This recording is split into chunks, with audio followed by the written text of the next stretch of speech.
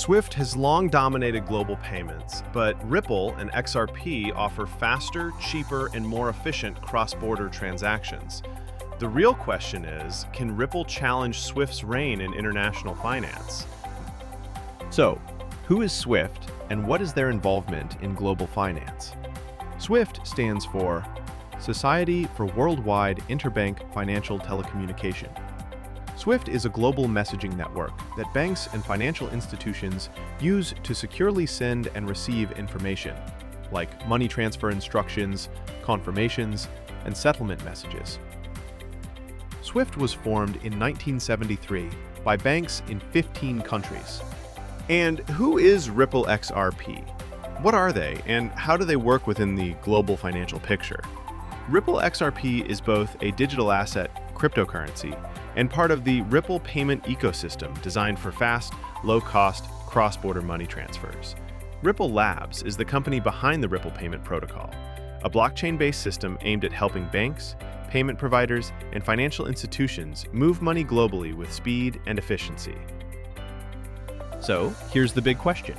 Will Ripple XRP replace SWIFT over time, or will it fade into the sunset? Is it possible Ripple XRP could capture some of SWIFT's business in the coming years?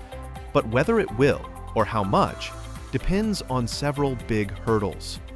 Here's a breakdown of what makes it plausible and what obstacles and hurdles that could slow things down. Well, what makes Ripple XRP competitive? 1. Speed and cost advantages. XRP transactions settle in 3 to 5 seconds, whereas SWIFT can take 1 to 5 business days, and transaction fees are much lower than traditional cross-border payments via SWIFT.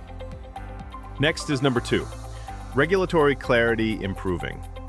Some of the regulatory uncertainty, notably in the US, has eased, especially after court rulings distinguishing XRP's status in various contexts.